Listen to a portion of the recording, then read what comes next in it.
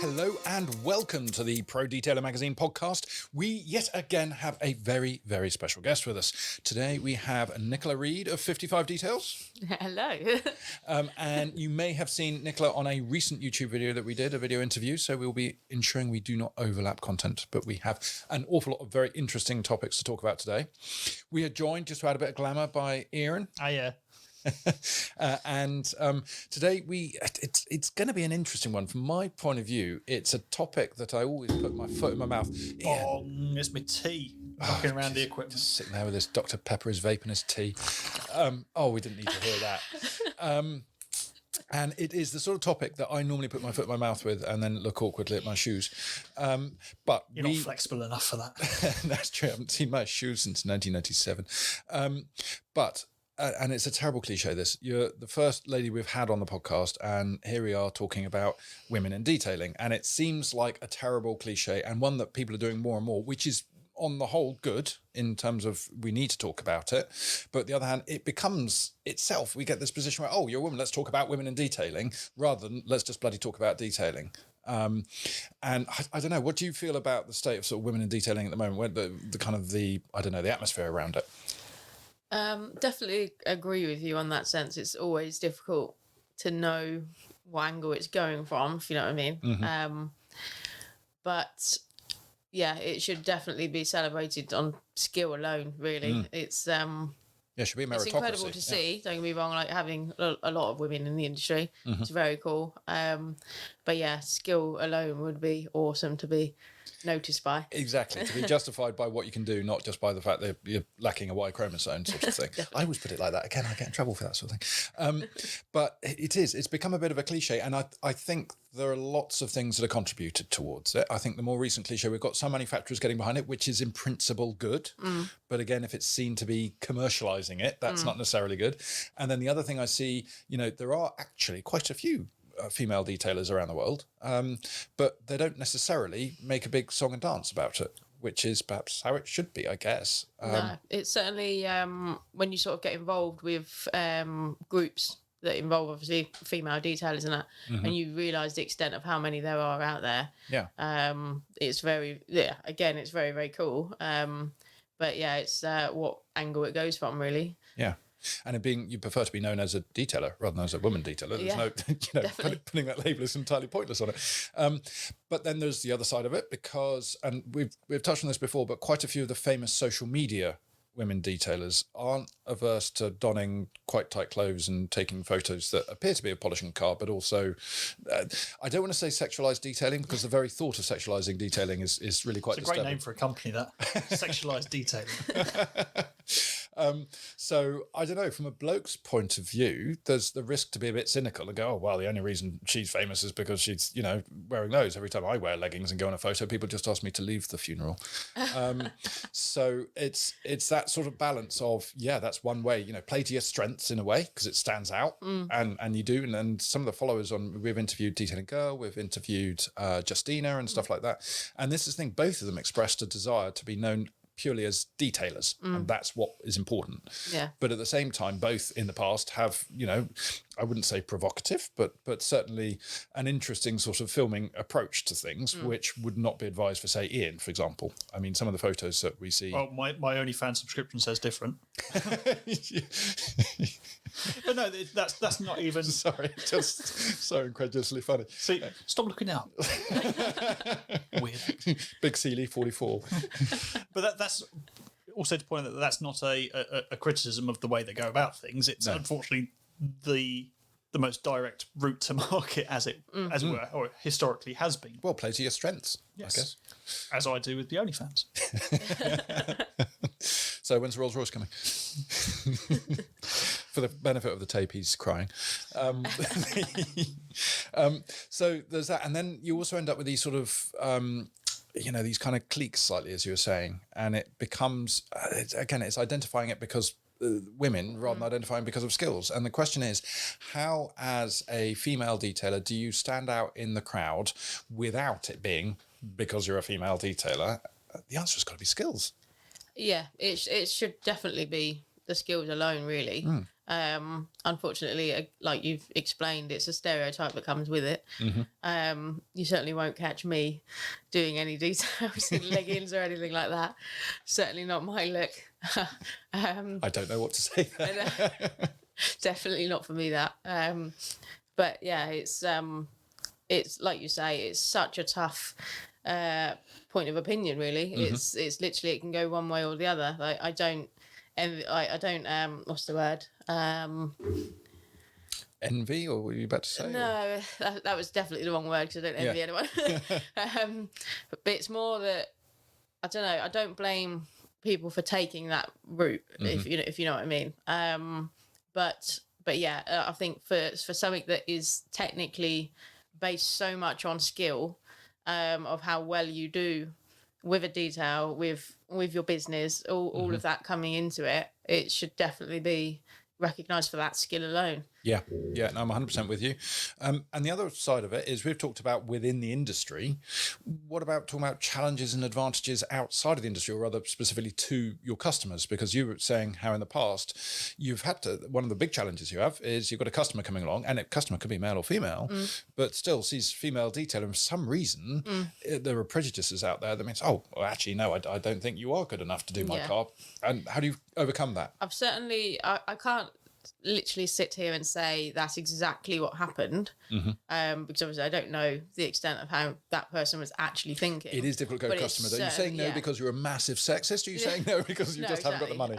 But when it comes across, and again, it could be my opinion or how I saw that situation, but there's just been times where it just feels like whatever I said, whether it be really technical and professional about, you know, paintwork or a certain skill or a certain machine or things like that, and it's almost just been completely ignored, and bumped straight to a question of, are you going to run off with my deposit, or do you know what I mean, and things like that. So they don't take you seriously. Yeah, exactly. In that sort of moment, I deliberately try and show people where I work, like to show like I'm not, you know, it's just some little setup in the corner, so to speak.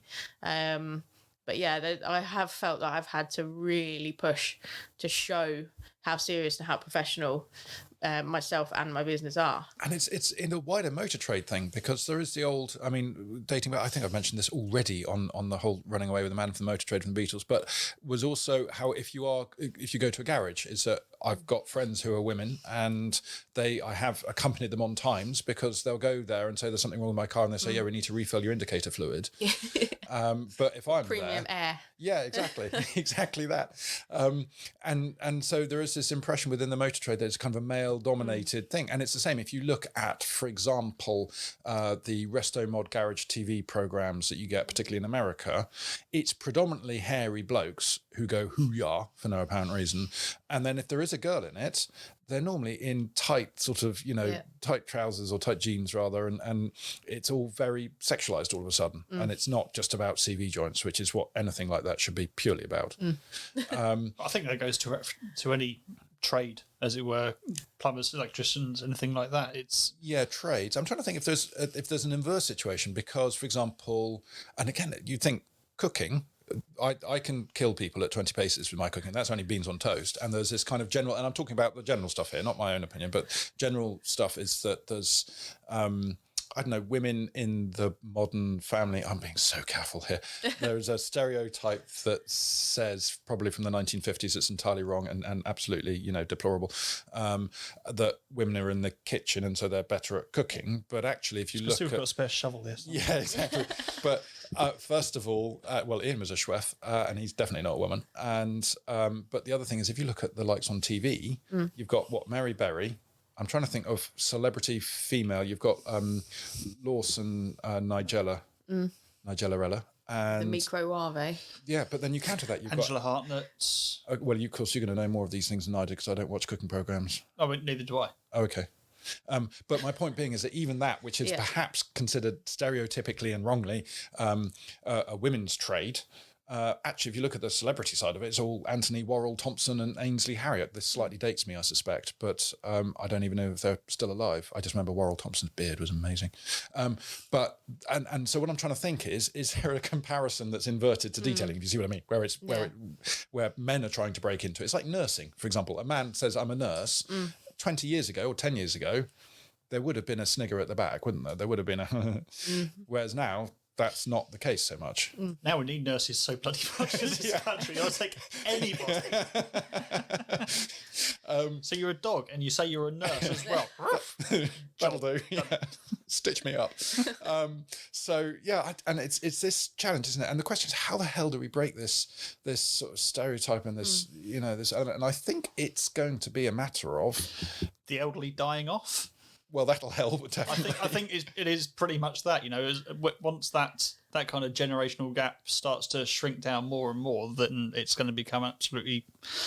It's not something you'd even raise an eyebrow to. Yeah, no, I definitely agree with that. But also, I think other things, and we've already touched on this, is the focus on skills. If those detailing videos were, instead of groovy music and shaking the booty, so to speak, was actually really in-depth style, Kelly Harris style. I mean, if we put Kelly Harris in a dress, he's got the facial figures. I reckon He's got the calves as well. He does some cycling. He does, yeah. I tell you what, maybe that's the way. Maybe we do it through subterfuge, just dress him up as a girl, and then that kind of starts the thing. But highly technical stuff that's not at all sexualized, and that maybe is a starting point to build things. I don't know. I'm spitballing here. I'm completely out of my politically correct depth, as you can tell.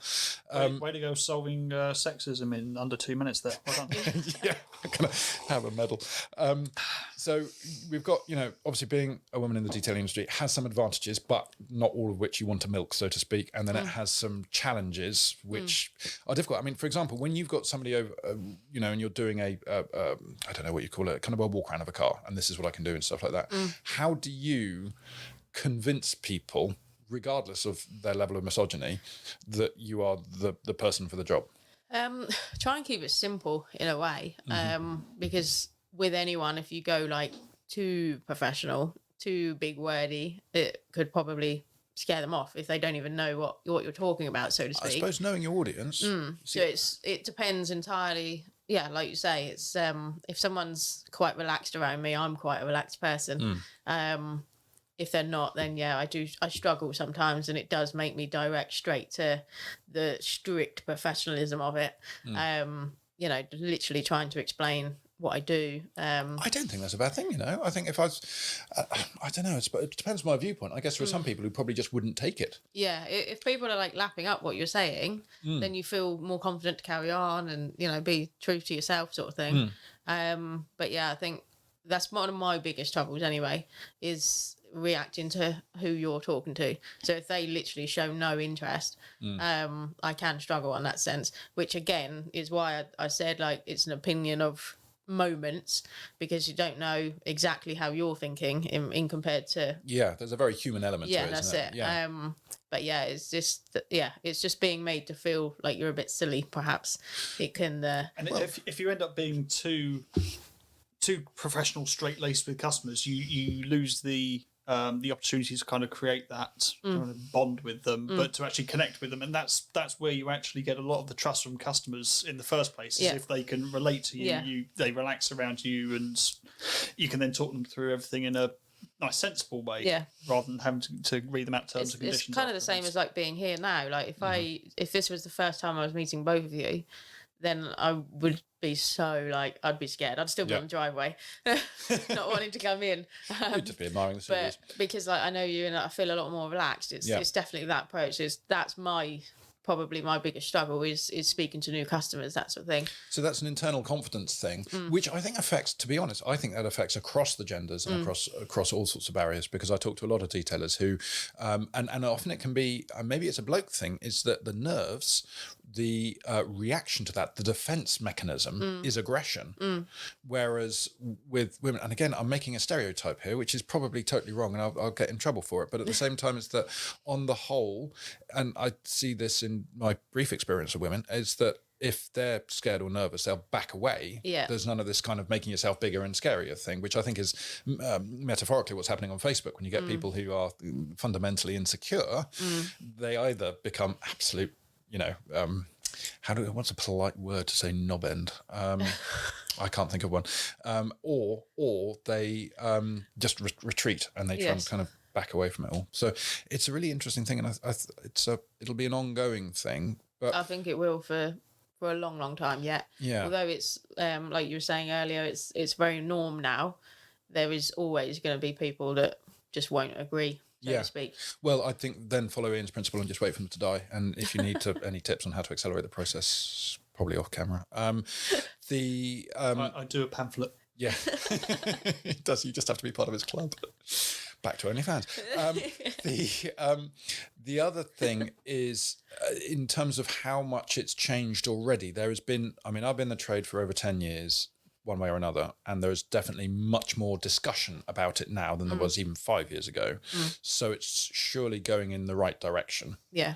I'd definitely say going in the right direction. But yeah, I think it's like a lot of things. There's so many things out there that some people won't agree with any characteristics or. Well, it's tough. So just to put another analogy on it, house cleaning. So lots of people up and down the country pay for a cleaner to come in once a week or once a fortnight.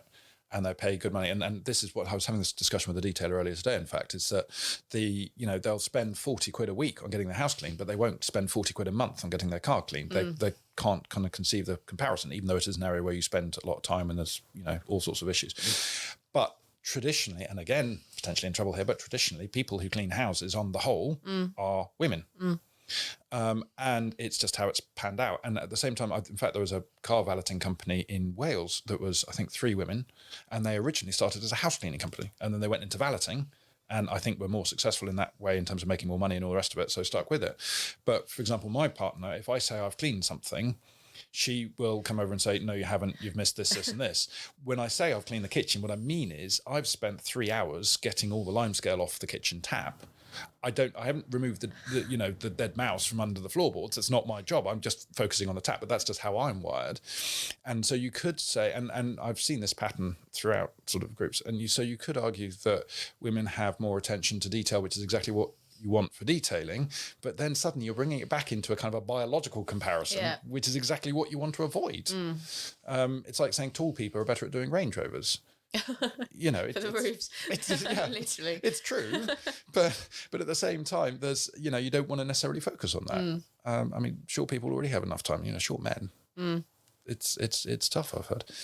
We know a couple, So that's an interesting topic, and I hope we haven't kind of just followed a cliched route there. I hope we've actually tried to add something a bit more open-minded, or at least sort of brought up the pros and cons, the arguments and things, and make people think about it. And I think if people do reflect on it in their own time, in their own space, there is more chance they might actually change their own opinions rather than being told, you have to do this, you have to do that, that's wrong, that's right. That's normally when people will rebel just for the sake of rebelling because they don't want to be told it. Tell you what, just to round off this little section, and I'm going to put you on the spot here because we didn't discuss any of this beforehand. To any ladies who are listening to this who are looking to get into the detailing industry, is there any one piece of advice you would actually put out there that you think, if I'd have known this beforehand, this would have been really useful? That does put me on the spot massively. We can cuss out long silences in this. Instant answer. I'm not really sure where to go with it, other than just if it is something that you genuinely enjoy, then go for it. Like I've had my moments where I thought, what am I doing? But that's a whole other story there. But in terms of what I've managed to do so far, and the car, like some of the cars I've worked on and things like that, it's recently sort of meeting up with Justina from and just being humbled in that moment to share that with someone else as well. And it is very cool to, I don't know, just do it. Basically, just do it. Give it a go. What's the worst that can happen? It's if you definitely enjoy it, then go for it. And I think also the message is perhaps should be pointed out, which might be not known from outside of the detailing industry, certainly the professional side, is actually there isn't any anti-women movement no. in the detailing industry at all. There is there is not this at all. statistic that it is predominantly male dominated, but it's not something to be intimidated by. No. If anything, there could be competitive advantages. And then we're back to, but don't do this, don't do that, because otherwise you're going to weaken the case. But it's not an anti-women environment. No, it just no, so happens definitely not. to pan out this way. And there are some things that don't appeal to anyone, regardless of gender. Like, for example, if you're mobile out when it's wet and snowy on your own in a slightly dodgy environment, that could be quite intimidating. And it's intimidating to blokes, it's intimidating to everybody.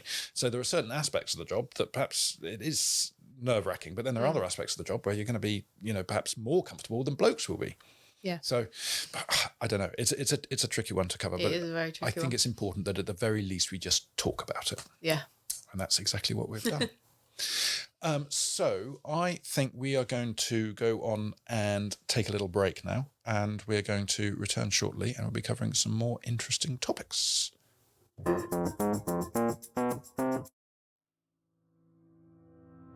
I hope you've been enjoying this Pro Detailer Magazine podcast.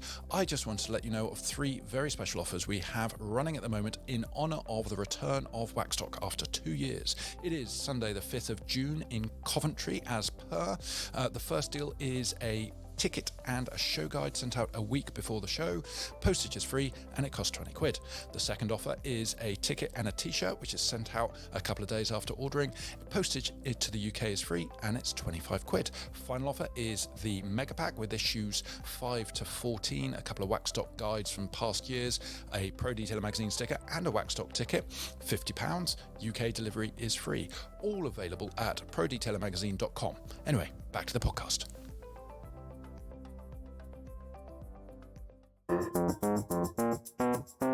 And we're back, and we are still here with Nicola Reed, and we have been talking about women in the detailing industry, and we're now going to move on to actually the another topic, but one it's not linked, but it's an interesting one. It's about people starting out in the industry, and it's one that Ian, you kind of brought up. Do you want to give us a bit of context about? I can't remember that long ago. Okay. That was about half an hour ago. I've had tea since then. I've run out, I've noticed, which is We disappointing. already had 2 cups today, then you keep disappearing to the loo. It's not worth it.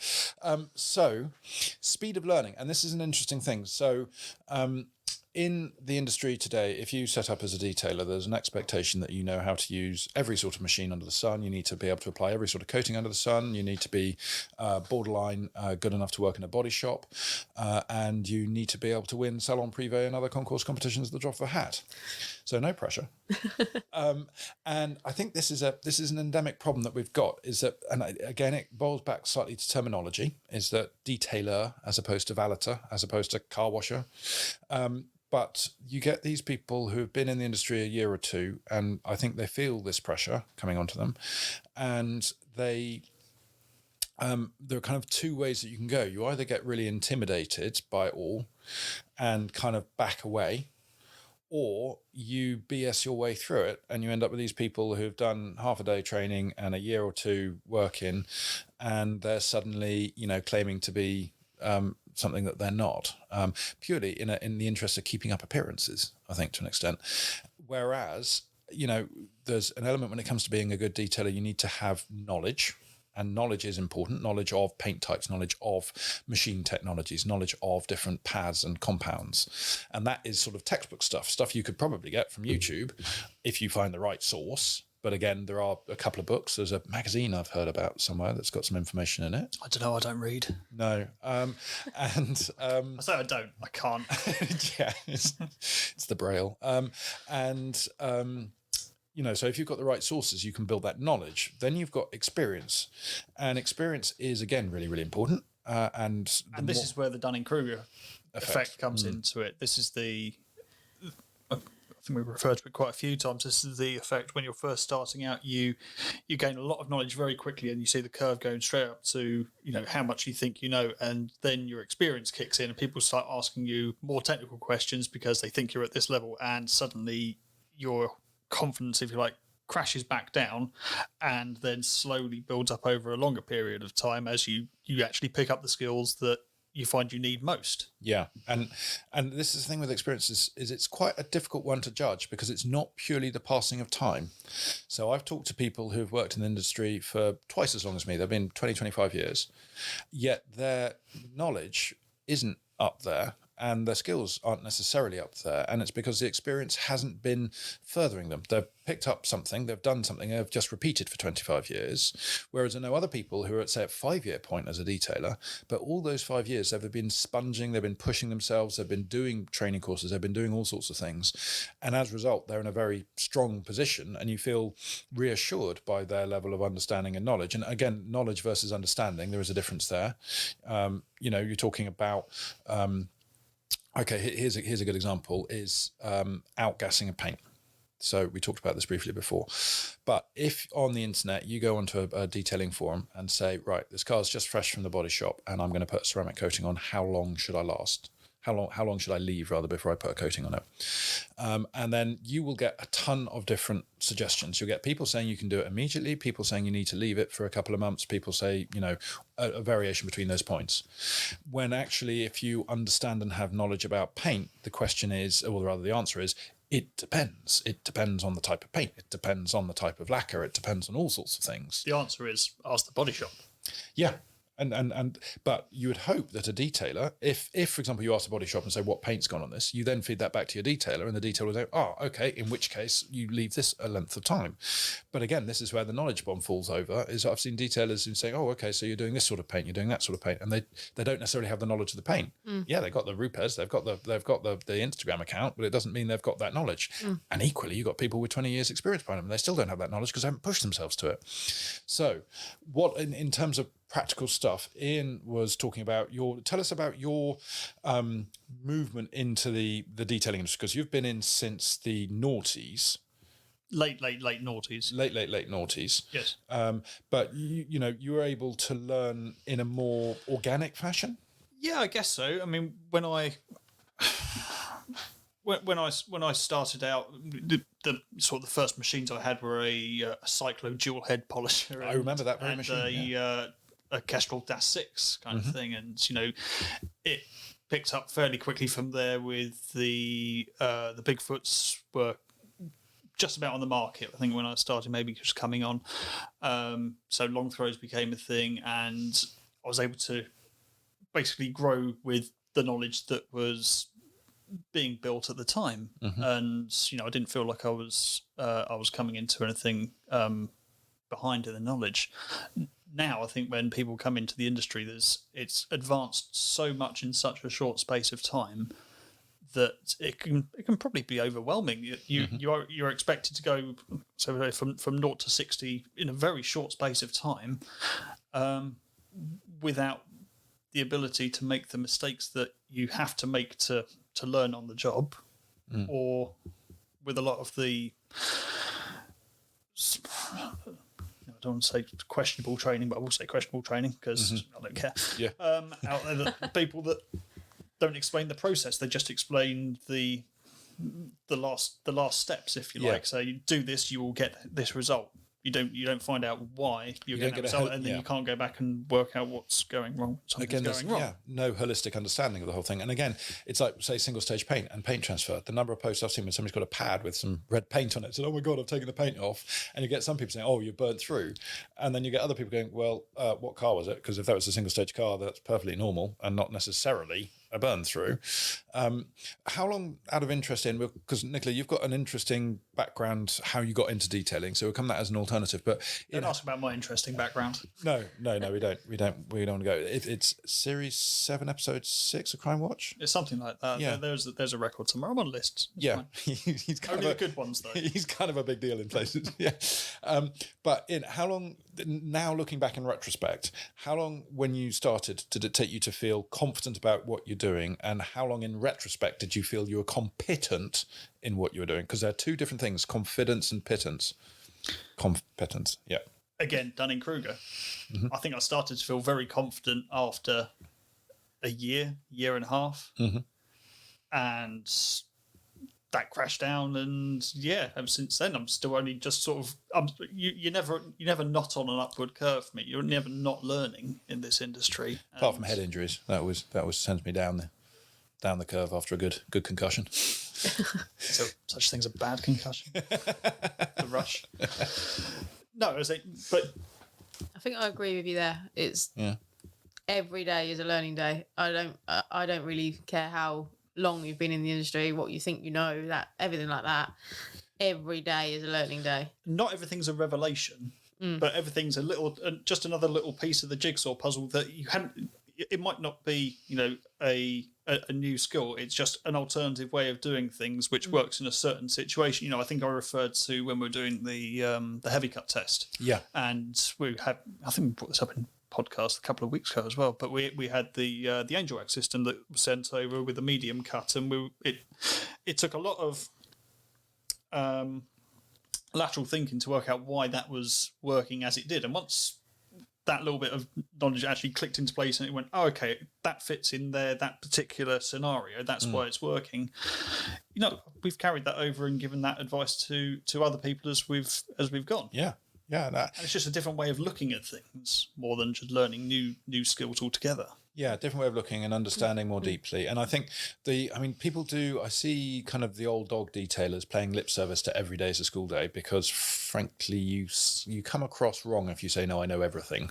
So I think there are a lot of people who say every day is a learning day when actually it's not necessarily. But I think for everyone else though, not for me. Yeah, yes. I can see how other people struck. What's interesting though is I think that curve, the angle of that curve of learning does flatten out a bit the later on you get, once you've got the basics in place. And that is followed by that Kruger curve. But the other element is to consider that the overall knowledge of the world of detailing, so to speak, is always on the up as well. So if you're flat, it's like inflation. So I've got £100, instead of putting it in the bank and I keep it under my pillow, and in 20 years, it's still going to be £100, but £100 is going to be worth less. Same principle with detailing, because the general knowledge is going up. If you're not learning something, not necessarily at a huge rate, but not learning something, you're actually going backwards in effect. It's like the kind of the interest effect. But Nicola, tell us about your journey into detailing. It started off valeting with used car sales, that sort of area. Very quickly realised there that I did in fact enjoy the machine polishing side of things. Being able to rectify paint without respraying suddenly become a little obsession, which then changed to body shop areas. And you could probably say it taught me doing things wrong, doing things right. Don't do that again. Do this again, like that. All that sort of Learning thing. the hard way. Exactly. Yeah. And that is very much how I've learned the way I have, and it is literally trial and error. I've been very fortunate to work alongside car sales. Even now, my partner's running one, so the second a car comes in that's needs to go to the body shop, it's always a practice opportunity. So it just, even if it doesn't work out, it's going to the body shop anyway. This is a really important point, and this is something that also I see good training places do, is if you're working on test panels or scrap cars, the benefit is people are less scared to push the limits, and so they go over the limits more often, and it doesn't matter because it's either going to the body shop or it's going to the scrapyard. Whereas those who don't have that luxury or don't choose to do training because they're too good for training or whatever, they're only working on customer cars or their own cars, both of which they're going to be nervous about pushing too far, so they don't find those limits, so they're not really pushing and operating at the right level. In my head, I've got an analogy to do with a lambda sensor on a car and the open loop and closed loop system, but I'm not going to go into that analogy because I don't think anyone's going to get it. So just a commentary on the consciousness.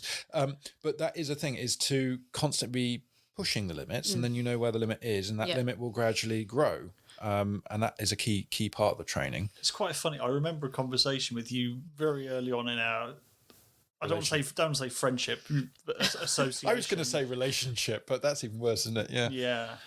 That's much worse. Yeah.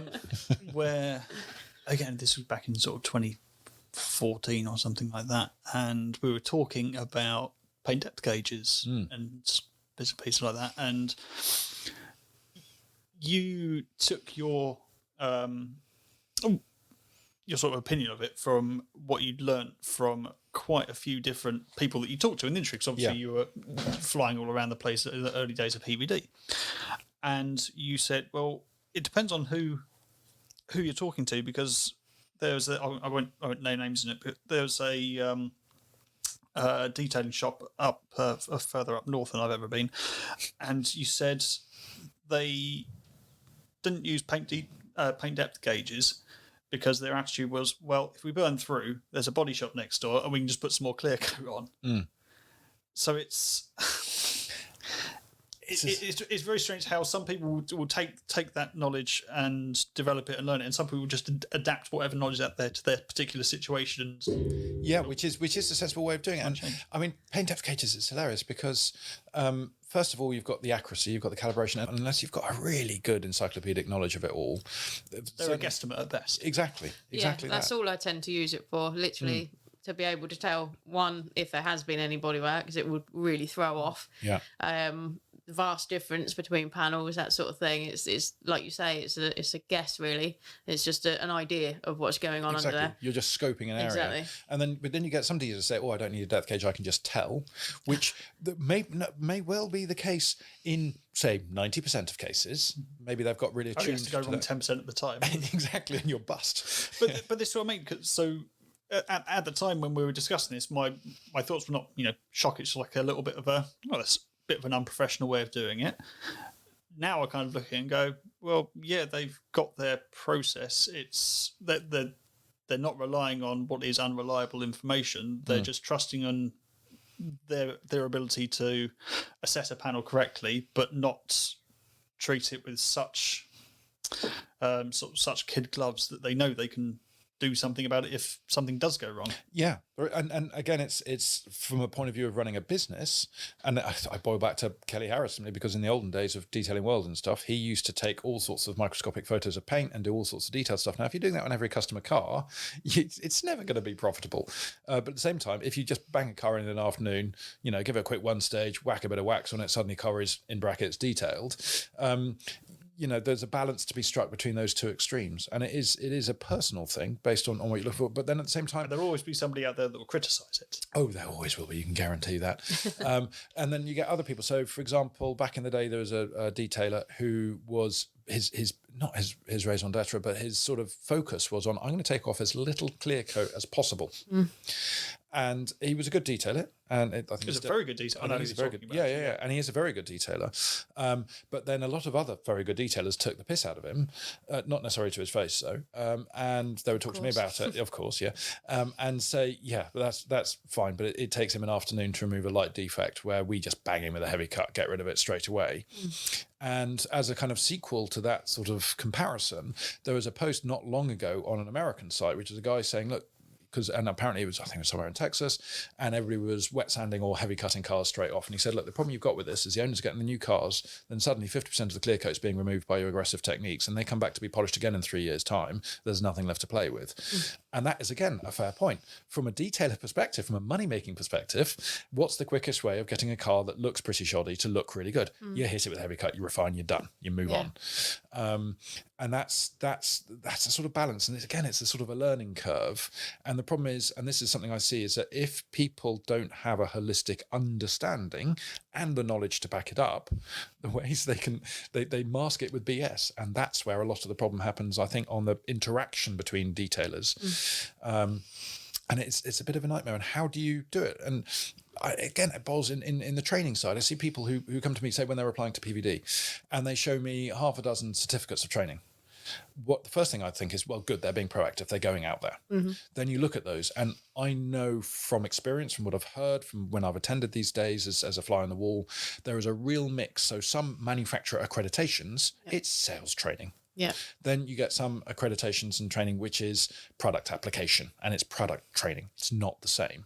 Then you get some where the trainer is only been in the trade for half a second anyway, and you get the blind leading the blind. And the situation you brought up earlier is the idea is, if you get in trouble, you phone up your trainer, and your trainer doesn't know, so he phones up his trainer, and collectively you've got probably about 3 years worth of experience there. So just all holding the phone back up to front with each other. Yeah, it's a 16. Never mind. So that's another issue with the training, is that I see people, but then if people present certain people who I know their training thing. I've been there. I've talked to lots of people on there, and you think, actually, yeah, no, he knows his stuff. And if you spent 3 days with him, that's a good baseline. Yeah. So again, picking your training carefully and building that experience. So when you came to building your experience, you had the benefit of these the body shop and the cars going through them. So you could do that trial and error. You've been, you always of late on the video as well, which is available on YouTube, prodetailermagazine.com. Search it, watch it, good, like it, share it. Touch it. But I now I bloody lost my thread as soon as you said touch it. But you say Cross your legs. You say very modestly you've been going. I think 3 years is the figure that you use, saying up on your own. Yeah. Now, how long since you first touched a car from a kind of a professional point of view, not as 55 details, but as probably the 5-6 year mark. Exactly. And I know there are lots of detailers out there who would use that as their starting point. Yeah, no, I literally go off of when I officially started my business. Yeah, which I think is a so sensible fully way. insured, everything. Yeah, with a PVD. Yeah, proper job. And this is something. So again, I don't want this to be negative. I think it's important to discuss.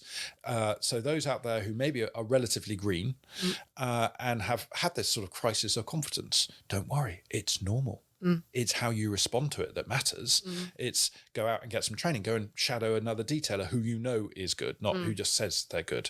And those are the good things you can do. The bad things you can do is BS your way through it and pretend that you're something that you're not, because that Walter Mitty approach is not going to work.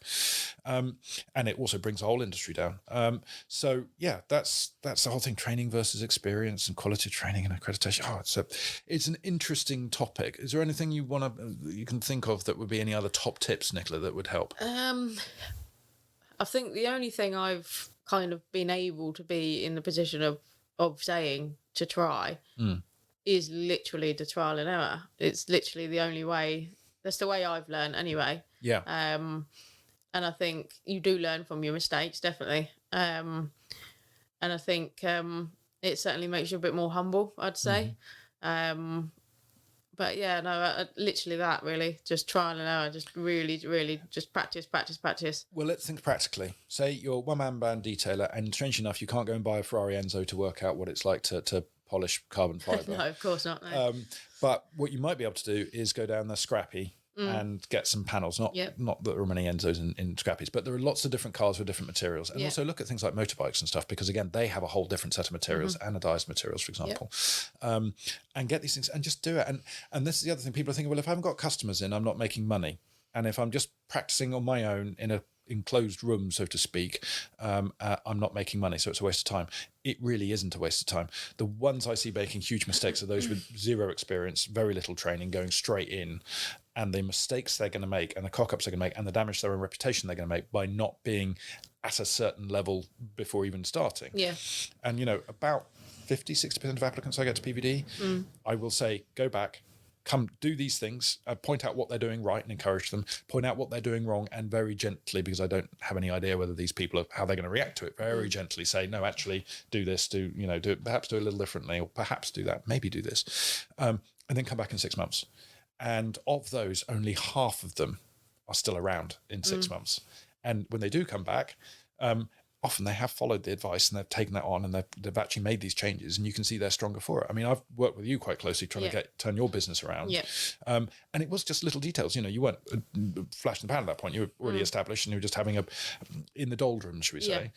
And we spent, we had 3 or 4 phone calls, an average of 45 minutes each, going through on the computer, on your website and on your service provision and stuff like that.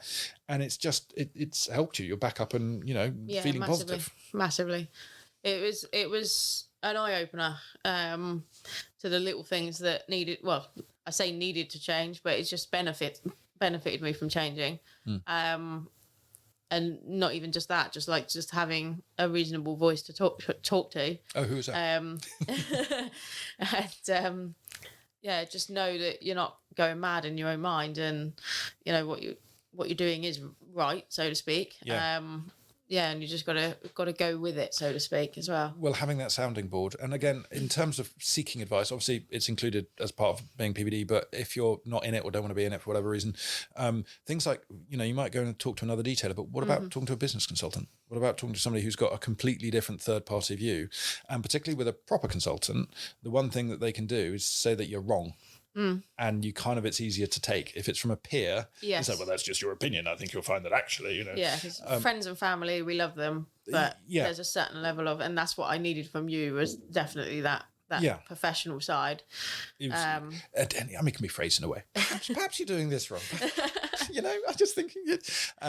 But again, talk to somebody who you will respect enough that if they tell you the truth, you will take it on board, and who you respect enough who think they're going to be bold enough to tell you the truth and not just try and say be yes people. Not to just be like, oh, I don't know why it's quiet. I don't know.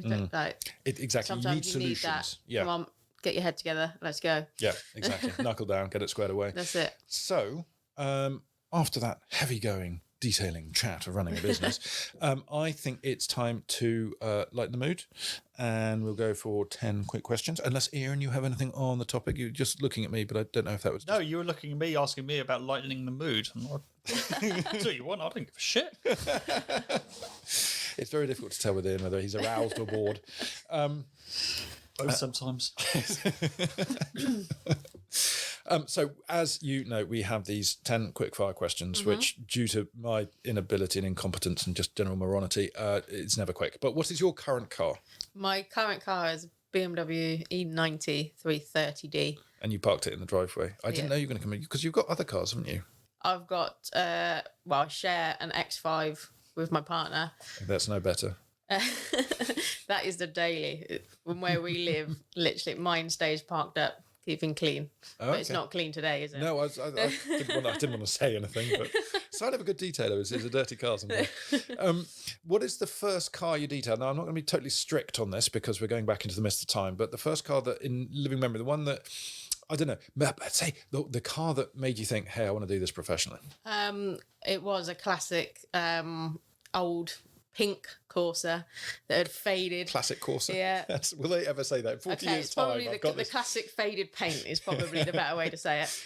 And that was the first car that I kind of did as a whole car with a whopping great rotary, and just went mad on it. And it was the change that caught me there. But what actually really got my attention, for the benefit of the tape, we've got the finger out now, with the paint correction, is actually when I lived back in Essex and my car had been hit down the side, and it was Boyd Rees from BR Car Detailing, and he machine polished the scuff out, and that just amazed me. And it was really from that point that it got my interest. And he's been a mentor of yours for quite a while, hasn't he?